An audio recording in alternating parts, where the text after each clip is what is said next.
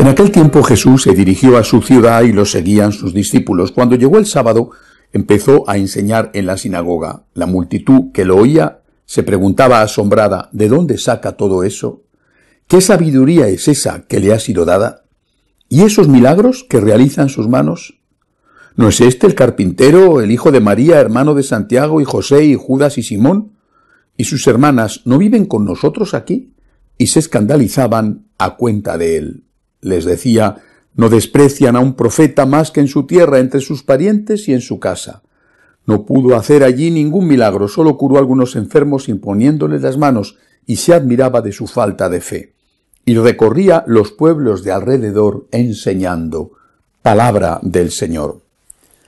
Aunque este evangelio da, como todos, para mucho, quiero centrar hoy la atención en algo que con frecuencia es utilizado por algunos protestantes, singularmente los miembros de las sectas más agresivas, para desprestigiar y atacar a la Virgen María y para poner en duda la fe de los católicos, de tal forma que hay católicos que, porque no tienen una fe suficientemente formada, al leer esto o a los miembros de las sectas decirles esto que acabo de leer en el Evangelio, llegan a la conclusión de que la Iglesia Católica está enseñando cosas falsas.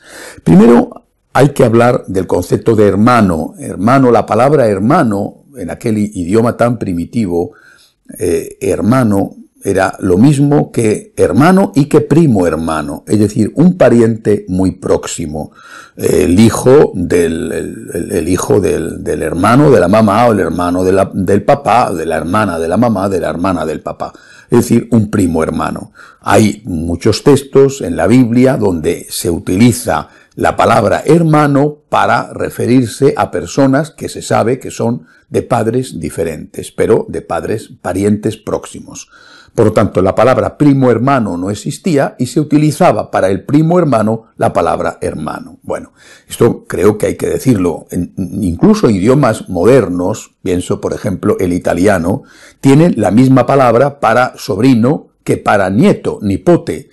Y eso que es un idioma moderno, son simplemente idiomas que no han creado una palabra adecuada para un concepto. Bueno, por tanto la palabra hermano no significa que fueran hermanos de Jesús, sino que eran parientes próximos, primos hermanos.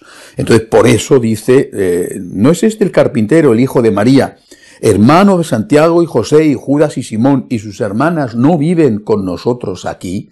Está refiriéndose a Nazaret, por supuesto. Es decir, están hablando de los parientes muy próximos, los primos hermanos.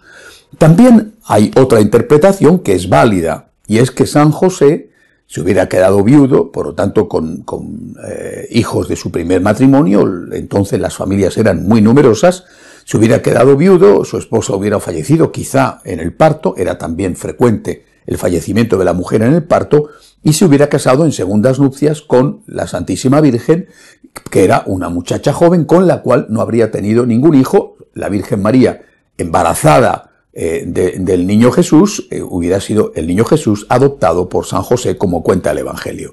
Esa es otra interpretación. Lo más probable no es así, lo más probable es que estos sean primos hermanos, pero pudiera ser que fuera a lo que nosotros llamamos en nuestro idioma hermanastros, que es otra palabra que tampoco existía en el arameo o en el hebreo antiguo.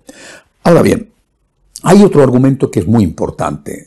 Si nuestro Señor hubiera tenido hermanos y sobre todo hermanas, es decir, si la Virgen María hubiera tenido hijos y muy especialmente hijas, es imposible que Jesús hubiera encomendado el cuidado de su madre a una persona como Juan, San Juan el apóstol, que se sabe ciertamente que era de una familia que no tenía nada que ver con Jesús, incluso de una población que no tenía nada que ver con Jesús. Juan era de Cafarnaúm, nuestro Señor era de Nazaret, que eran dos poblaciones para la distancia de la época alejadas.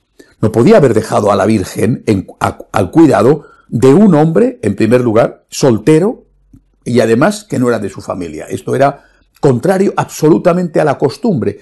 Por mucho que no hubieran querido a la Virgen sus hijos o sus hijas, lo cual es también impensable, pero aunque no la hubieran querido, el decoro, el qué dirá la gente, les hubiera obligado a tenerla con ellos, con el mayor de los hijos probablemente, o con la mayor de las hijas. Eso era algo tan natural en aquella cultura que no hacerlo hubiera ido en grave desdoro para aquellos hijos que no hubieran cuidado de su madre. O sea, era impensable en aquella cultura no cuidar de los ancianos. Impensable. Podías pensar otra cosa, pero matar al no nacido con el aborto y no cuidar de los ancianos era absolutamente inimaginable.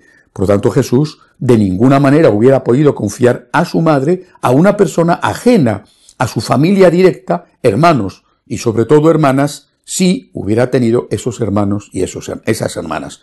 El hecho de que tenga que confiárselo a un extraño que además, repito, está soltero y que además era bastante joven, no sabemos exactamente la edad, pero probablemente sería un adolescente para nosotros, aunque aquella época la gente maduraba antes, en torno a los 16, 17 años. Esto significa que no tenía un familiar directo y que lo más que tenía era primos hermanos que vivían en Nazaret y que posiblemente no estaban en las mejores relaciones con Jesús, por lo menos algunos de ellos.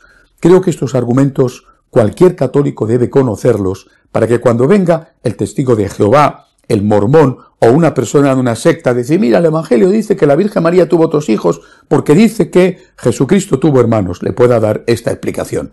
Está refiriéndose a primos hermanos o, como mucho, a hermanastros y jamás a hermanos, porque nunca Jesús podría haber confiado a la Virgen a una persona que no fuera de su familia si hubiera tenido hermanos o hermanas. Que Dios nos bendiga.